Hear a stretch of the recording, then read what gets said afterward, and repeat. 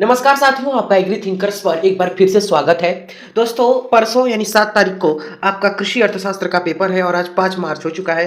तो 7 तारीख के एग्जाम के लिए इसमें हम जो आपका कृषि अर्थशास्त्र का एक प्रीवियस ईयर पेपर सॉल्व करेंगे, वर्ष 2010 का पेपर जो है, इस वीडियो में हम उसका कंप्लीट सोल्यूशन जो है वो देखेंगे। ठीक है, तो इस पेपर से भी बहुत सारे क्वेश्चन आपके एग्जाम में आएंगे, जिन क्वेश्चंस को आप बहुत आसानी से जो है कर सकते हैं अगर ये वीडियो देखे रहेंगे तब। ठीक है, चलिए शुरू करते हैं यहाँ पर हम क्वेश्चंस को। देखिए, पहला क्वेश्चन कर रहा है, भारतीय रिजर्व बैंक जो आपका आरबीआई है, उसका राष्ट्रीयकरण यानी नेशनलाइजेशन कब किया गया? तो आपको ध्यान में रखना है 1935 में क्या हुआ था, बताइए। ध्यान में रखिए, 1935 में आरबीआई की स्थापना हुई थी। फिर और देखिए 1950 में क्या हुआ था, तो योजना आयोग, आपको पता होगा प्लानिंग कमीशन, उसकी स्थापना हुई थी। जबकि प्लानिंग कमीशन 1 जनवरी 2015 को हमारे प्रधानमंत्री श्री नरेंद्र मोदी द्वारा उसका नाम बदलकर नीति आयोग रख दिया गया, यानी national institution for transforming India, ये रख दिया गया। 12वीं पंचवर्षीय योजना लास्ट थी, जो 2012 से 2017 तक चली थी। ठीक है, और 1951 में क्या हुआ था, 1951 से 1956 तक क्या हुआ था, पहली पंचवर्षीय योजना थी। राइट ऑप्शन आपका हो जाएगा 1949, ऑप्शन बी सही हो जाएगा। 1 जनवरी 1949 में आरबीआई जो है आपका, उसका राष्ट्रीयकरण हुआ था।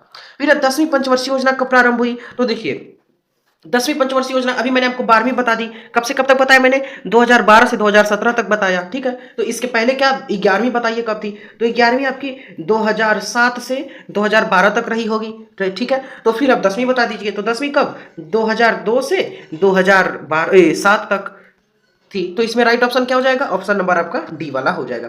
फिर वस्तु विनिमय, मतलब सॉरी, विनिमय में सम्मिलित है, एक्सचेंज में क्या क्या इंक्लूड है, वस्तु विनिमय, क्रय विक्रय, दोनों, कोई नहीं, इसमें आपका ऑप्शन नंबर सी हो जाएगा। ठीक है, ये सारी चीजें शामिल होती हैं विनिमय यानी एक्सचेंज में।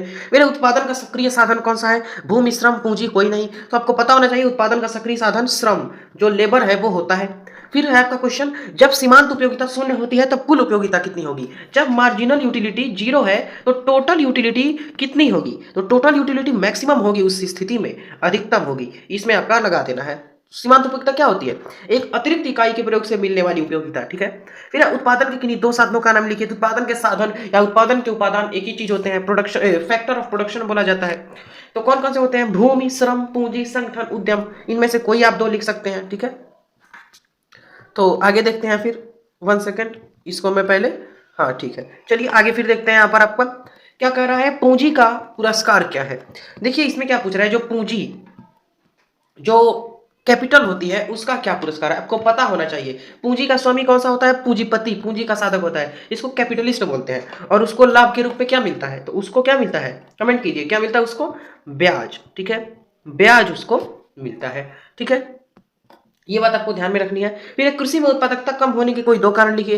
क्या क्या क्या मतलब कारण है कि हमारी कृषि में उत्पादकता कम है? तो इसमें टेक्नोलॉजी हम ज्यादा अडॉप्ट नहीं कर रहे हैं। ठीक है, ये आपको ध्यान रखना है।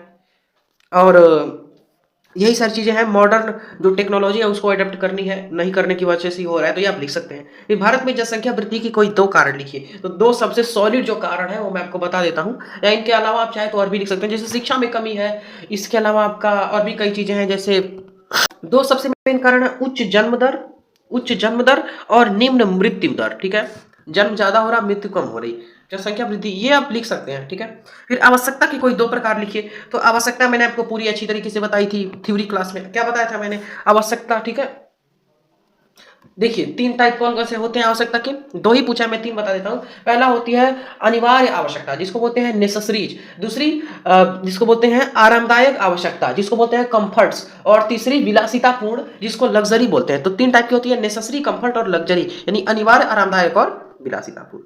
फिर आपका भारत में ग्रामीण ऋणग्रस्तता जो है, उसके आपको 2 कारण यहाँ पर लिखने की। क्या कारण है कि भारत में ग्रामीण ग्रामीण क्षेत्र में ऋणग्रस्तता बहुत ज्यादा है। तो ये आपका 2 नंबर का क्वेश्चन था। ठीक है, 2 कारण देंगे, 2 नंबर मिल जाएगा।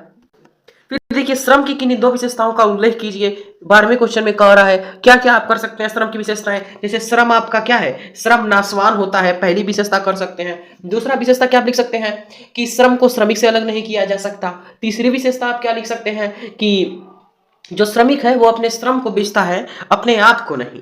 इस प्रकार से, और श्रम जो है अनिवार्य उपादान है। 5वां आप लिख सकते हैं श्रम जो है ये एक आवश्यक उपादान भी है। ठीक है, अनिवार्य है या आवश्यक है, और ये गतिशील उपादान है। ये चीज आप लिख सकते हैं, श्रम गतिशील है क्योंकि इसका जो श्रमिक है, जो लेबरर है, वो गतिशील है। तो इनमें से आप कोई भी 2 लिख दीजिए। फिर 13वें क्वेश्चन में कह रहा है भारत में सहकारिता आंदोलन की असफलता के कोई 2 कारण।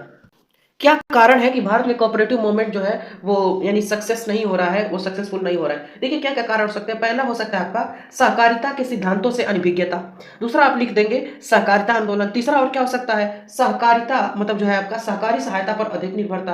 फिर और क्या लिख सकते हैं? साख पर अत्यधिक बल। इसके अलावा आप ये लिख सकते हैं दोषपूर्ण ऋण नीति। इसके अलावा असंतुलन विकास, पूंजी में कमी, लोचहीन कार्यप्रणाली, अनार्थिक तथा निष्क्रिय समितियां। तो इनमें से आप कोई भी जो है यहाँ पर यानी दो कारण लिखना है तो कोई भी आप तो लिख सकते हैं। फिर 14वां क्वेश्चन है, तो यहाँ पर आपका क्या है? मांग, ठीक है, उसके बारे में पूछा जा रहा है आपका 14वां क्वेश्चन में। तो यहाँ पर आपका क्या हो जाएगा?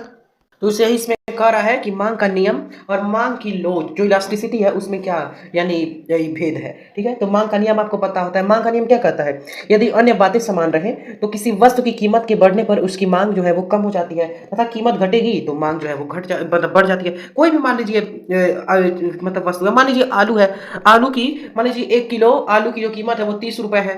तो जैसे बहुत ज़्यादा मान लीजिए यहाँ पर कीमत हो गई, मान लीजिए 100 रुपए किलो आलू हो गया तो मांग घट जाएगी, और वही अगर सस्ता हो गया तो बहुत उसकी जो डिमांड है वो बढ़ जाएगी। तो यही यहाँ पर मांग का नियम कहता है। फिर भारत में जनसंख्या वृद्धि को रोकने के उपाय दो लिखिए। जो पॉपुलेशन ग्रोथ है उसको रोकने के क्या आप उपाय लिख सकते हैं? तो पहला आप लिख सकते हैं शिक्षा का प्रसार। दूसरा आप लिख सकते हैं आत्म संयम तथा नैतिक शिक्षा का प्रसार, ये भी भाई लिख सकते हैं। परिवार नियोजन, फैमिली प्लानिंग जो है, विवाह संबंधी कानूनों का सख्ती से पालन, सामाजिक सुरक्षा, सामाजिक वातावरण में परिवर्तन। और एक और कारण आप लिख सकते हैं इसमें, वो भी सही रहेगा, लिखा जा सकता है कि मनोरंजन के साधनों में वृद्धि। ये भी एक कारण यहाँ पर हो जाएगा। आपको वीडियो पूरा देखना है, मैं देखता हूँ आप वीडियो पूरा नहीं देखते हैं, 2-3 मिनट देख के छोड़ देते हैं, तभी आपका पेपर जब वो खराब चला जाएगा। तो फिर क्या करना है? उससे अच्छा पहले ही वीडियो पूरा देख लें। 15 मिनट की वीडियो देखें, अपना 3.25 घंटे का पेपर सही से करें। ठीक है, 3 घंटे का। फिर देख लीजिए क्या है 16वां क्वेश्चन, अंतर्राष्ट्रीय व्यापार के लाभों का वर्णन कीजिए। कौन कौन से लाभ हो सकते हैं इंटरनेशनल ट्रेड के? पहला हो सकता है बाजार की उपलब्धि, दूसरा विभिन्न प्रकार की वस्तुओं की प्राप्ति, फिर हो सकता है श्रम विभाजन तथा विशिष्टीकरण यानी जो लेबर है उसका डिवीजन और स्पेसिफिकेशन, फिर है आपका सस्ती वस्तुएं, फिर प्राकृतिक आपदाओं का मतलब सामना, प्राकृतिक संसाधनों का समुचित उपयोग, प्रतियोगिता के लाभ, आर्थिक विकास की संभावना, ऐसे ही कई, और इसके अलावा सभ्यता का विकास और अंतर्राष्ट्रीय सहयोग एवं शांति को बढ़ावा। तो इनमें से कोई भी आप जो है लाभ इसमें सारे आप लिख देंगे तो सही रहेगा। ये 17वां क्वेश्चन है आपका। इसमें आपका कह रहा है कि संयुक्त परिवार प्रणाली के लाभों व दोषों को बताइए। जो ज्वाइंट फैमिली है, ज्वाइंट फैमिली सिस्टम या ज्वाइंट फैमिली, उसके क्या लाभ है यानी क्या मेरिट है और डिमेरिट है। लाभ क्या क्या है? जैसे सामाजिक लाभ में आपका क्या क्या हो जाएगा? संस्कृति की रक्षा, फिर सामाजिक नियंत्रण, सामाजिक सुरक्षा, समष्टि भाव का विकास, शिक्षा का सामाजिकरण, इसके अलावा मनोरंजन का उत्तम साधन, गलतियों से बचाव। आर्थिक लाभ में क्या लिख सकते हैं? मितव्यता, धन का समान उपयोग, भूमि के उपविभाजन तथा विखंडन पर रोक, इसके अलावा उत्पादन में वृद्धि व उत्पादन लागत में कमी। राष्ट्रीय लाभ में क्या लिख सकते हैं? सामाजिक जीवन को प्रोत्साहन, राष्ट्र तथा समाज की सेवा का अवसर। दोष क्या क्या हो जाएंगे? जैसे जातिवाद तथा उपजातिवाद को बढ़ावा मिलता है इससे, रूढ़िवाद का पोषण तथा परिवर्तन का विरोध होगा, सामाजिक बुराइयों का पोषण, स्त्री की हीन दशा, व्यक्ति के विकास में बाधक, गतिशीलता में वृद्धि, अकर्मण्यता को बढ़ावा और पारिवारिक क्लेश। यहाँ पर देखिए मैं क्यों जल्दी में बता रहा हूँ, पूरा का पूरा मैंने आपको थ्योरी में पढ़ाया, पूरा सिलेबस मैंने थ्योरी में पढ़ा हुआ है, ये सिर्फ पेपर सोल्यूशन है। अब मैं 10-15 मिनट का बताता हूँ तो आप 2-3 मिनट देखते हैं, तो कैसे मैं डिटेल में बताऊँ? आप ही लोग बताइए, पूरा वीडियो आप लोग वॉच करते नहीं हैं। फिर देख लीजिए क्या कह रहा है आपका 18वां क्वेश्चन, मांग के नियम की व्याख्या कीजिए। 18वें क्वेश्चन में आपका तो मांग का नियम मैं आपको बता चुका हूं, अभी ऊपर मैंने आपको बताया था कि यदि अन्य बातें समान रहें तो किसी वस्तु की कीमत बढ़ती है तो मांग घटती है, और अगर कीमत घटती है तो मांग बढ़ती है। यानी दोनों में व्युत्क्रम होता है, रेसिप्रोकल रिलेशनशिप, व्युत्क्रम संबंध पाया जाता है दोनों में। दोनों एक दूसरे के व्युत्क्रमानुपाती होते हैं, एक घटेगा दूसरा बढ़ेगा, दूसरा घटेगा पहला बढ़ेगा, ऐसा होता है। फिर आपका 20वां क्वेश्चन है, बाजार को परिभाषित कीजिए, आर्थिक बाजार के विभिन्न वर्गीकरण की व्याख्या कीजिए। यहाँ पर बाजार की आपको परिभाषा लिखना है और बाजार के कई सारे टाइप आपको लिखने हैं। तो इसमें ही आपकी जो है वो परिभाषा हो जाएगी। क्या हो जाएगी? देखिए बाजार के बारे में एली क्या कहते हैं, ठीक है, एली नाम के जो इकोनॉमिस्ट हैं वो कहते हैं, क्या कहते हैं, देखिए बाजार का अभिप्राय अर्थशास्त्र में उस विशिष्ट क्षेत्र से लिया जाता है जिसमें या जहां पर किसी वस्तु की कीमत का निर्धारण करने वाली शक्तियां कार्यशील होती हैं। ठीक है, यानी बाजार का अर्थ उस क्षेत्र से है जहां पर किसी वस्तु की कीमत का निर्धारण करने वाली शक्तियां कार्यशील होती हैं। ठीक है, बाजार कई टाइप के होते हैं, जैसे स्थान के आधार पर देख लीजिए, स्थान के आधार पर चार प्रकार का बाजार होता है। पहला आपका क्या हो जाएगा, देखिए ये हो जाएगा आपका स्थानीय बाजार यानी लोकल मार्केट, दूसरा हो जाएगा आपका प्रांतीय बाजार यानी इसको प्रोविंशियल मार्केट बोलते हैं, तीसरा राष्ट्रीय यानी नेशनल मार्केट, और चौथा आपका अंतरराष्ट्रीय बाजार यानी इंटरनेशनल मार्केट हो जाएगा। इसी प्रकार से बिक्री के आधार पे दो प्रकार का बाजार होता है, थोक बाजार यानी होलसेल मार्केट और फुटकर बाजार, इसको रिटेल मार्केट बोलते हैं। फिर प्रतियोगिता के आधार पर आपका होता है पूर्ण प्रतियोगिता बाजार, अपूर्ण प्रतियोगिता बाजार। इसके अलावा आपका वैधानिकता के आधार पर होता है, क्या क्या होता है देखिए, यानी वैध बाजार और ये आपका काला बाजार होता है जिसको ब्लैक मार्केट बोलते हैं। ठीक है, चोर बाजार वगैरह। ठीक है, वैध बाजार और अवैध बाजार यानी लीगल मार्केट और इलीगल मार्केट, ये दोनों आपकी वैधानिकता के आधार पे होते हैं। फिर यहाँ पर आपका एक और आधार हो जाएगा समय के आधार पर, तो अल्पकालीन बाजार, अति अल्पकालीन बाजार, दीर्घकालीन बाजार, अति दीर्घकालीन बाजार, ये सब होते हैं। ठीक है, या बाजार वाला ना आए तो आप ये क्वेश्चन कर सकते हैं कि ब्याज की दर मुद्रा की मांग व पूर्ति द्वारा निर्धारित होती है, कैसे, ये आपको समझाना है। एक सेकंड, यहाँ पर हमारा 19वां क्वेश्चन छूट रहा था, क्या कह रहा है, सीमांत तुष्टिगुण को परिभाषित कीजिए, सीमांत तुष्टिगुण ह्रास नियम को रेखा चित्र की सहायता से समझाइए। ठीक है, तो सीमांत तुष्टिगुण की परिभाषा पर लिखना है, ऑलरेडी मैंने आपको बता दिया है सीमांत तुष्टिगुण के बारे में ऊपर की एक अतिरिक्त इकाई के प्रयोग से मिलने वाला तुष्टिगुण सीमांत तुष्टिगुण कहलाता है। थ्योरी क्लास में मैंने पूरा इसको आपको रेखा चित्र जो कर्व है वो बताया है, इस प्रकार से इसका जो कर्व है वो बनाते जाते हैं। ठीक है, रोटियों की संख्या और उससे जो तुष्टिगुण मिलती है उस पर वो रहता है।